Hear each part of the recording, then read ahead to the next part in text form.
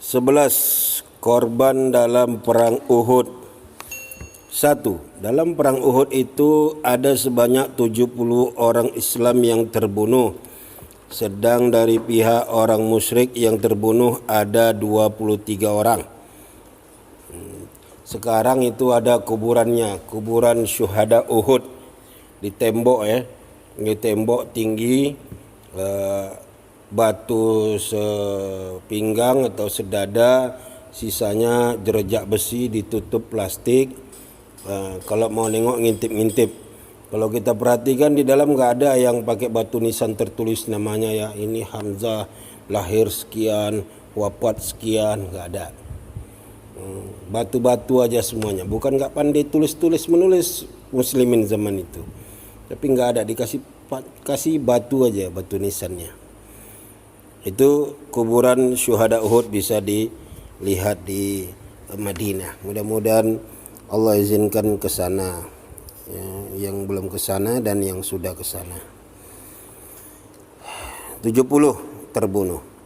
2. Dalam perang itu orang Quraisy telah melakukan penganiayaan yang sangat bengis terhadap korban-korban orang Islam.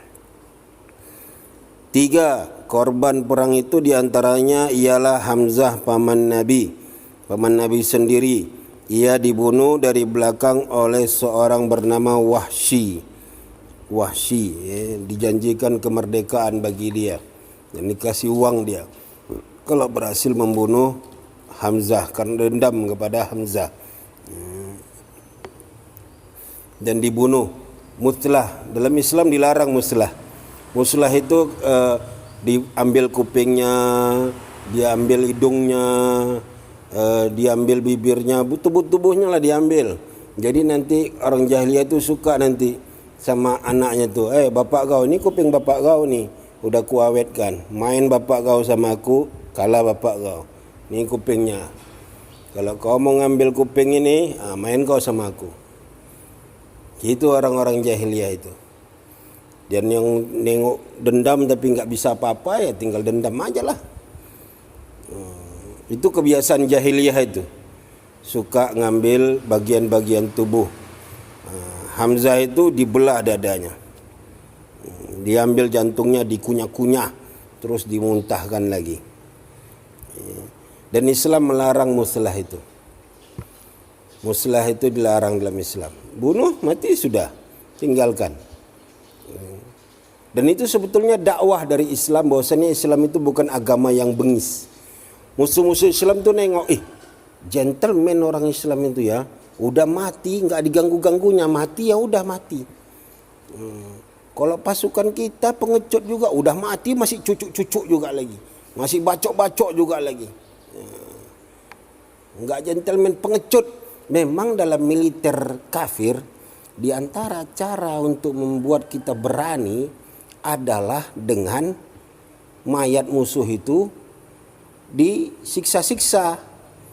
Kalau di Afghanistan dulu ceritanya, begitu orang Soviet itu berhasil membunuh mujahidin, mayatnya itu ditaruh orang itu, dikeliling-kelilingi orang itu, cucuk-cucuk, tendang-tendang, ludah-ludahin, pukul-pukul, pokoknya biar berani, bangkit keberaniannya. Itu cara militer kafir membangkitkan keberanian. Karena apa? Hakikatnya mereka pengecut. Tengok itu tentara Amerika itu, kalau mau perang, pakaian rompi anti peluru, kacamata, senjata ini kayak robot, payah bergerak. Begitu jumpa orang komunis Vietnam, stres, gila. Kecil-kecilnya orang Vietnam itu. Komunis lagi nggak percaya Tuhan. Bisa Amerika menjerit-jerit melawan orang itu. Maka Amerika itu memang dia kalau one by one, dia satu lawan satu kalah dia. Maka dia ambil pelajaran. Sekarang kalau mau perang main keroyok aja dia. Main keroyok aja, ngajak Perancis, ngajak Inggris, ngajak mana-mana dia. Itu dia. Kalau perang satu lawan satu dia udah nggak berani lagi. Jagonya cuma di film Rambo aja dia. Sisanya nggak ada lagi. Tuh, jadi muslimin itu seorang bertauhid itu jangan takut. Badan Amerika besar, makin enak lah nembaknya. Besar kan makin enak nembaknya, membidiknya kan enak, ada sasaran besar.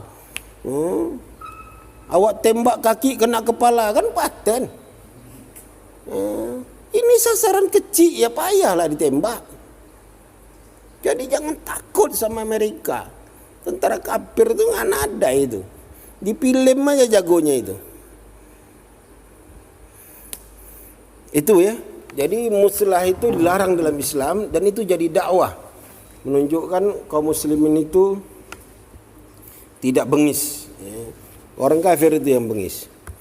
Kalau di Ambon dulu kalah orang kafir itu lawan muslimin, yang kuburan muslimin dibongkar orang itu.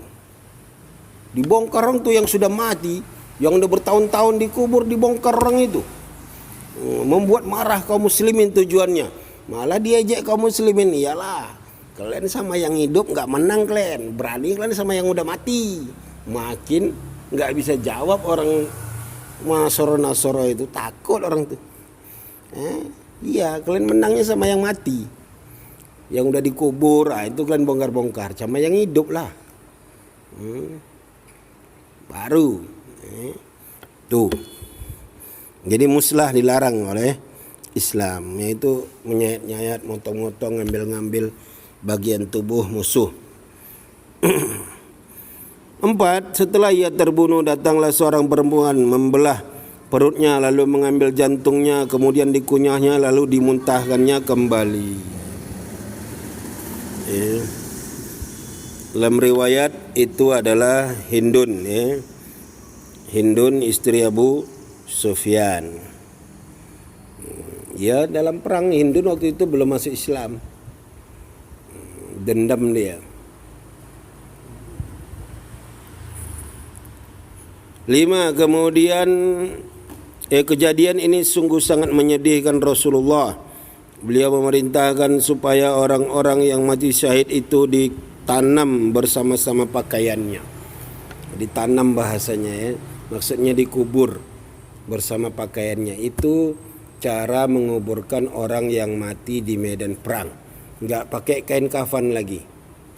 Kuburkan bersama pakaiannya. Dikuburkan bersama pakaiannya.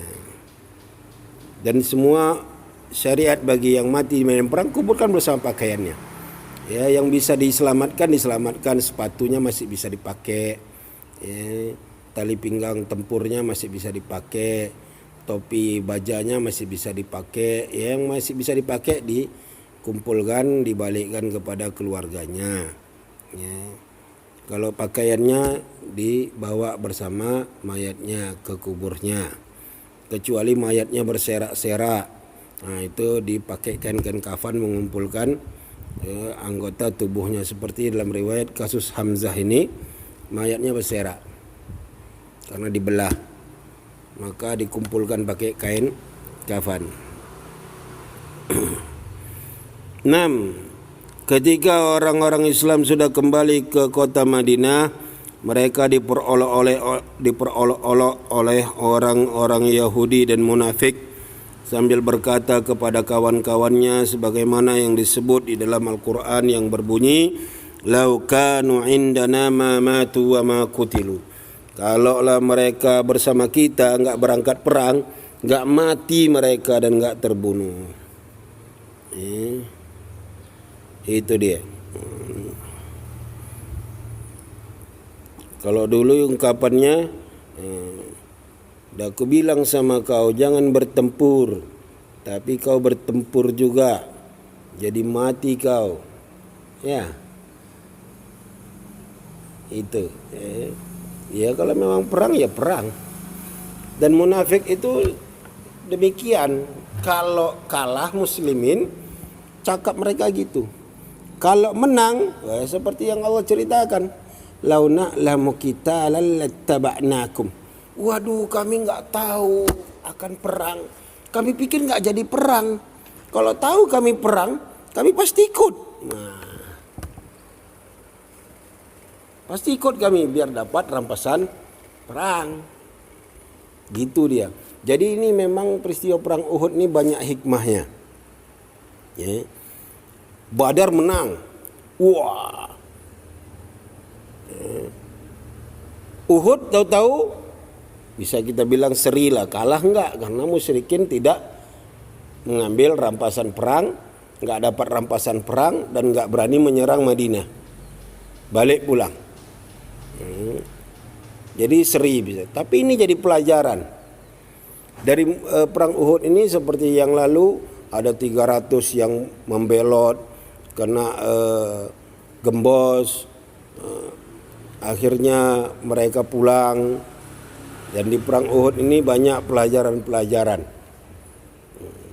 Jadi nanti perang berikutnya hati-hati. Yang mau perang mencari harta, hati-hati. Niatnya bereskan. Itu dalam perang Uhud. Paman Nabi Hamzah terbunuh. Hamzah dengan Rasulullah SAW umurnya tidak jauh beda.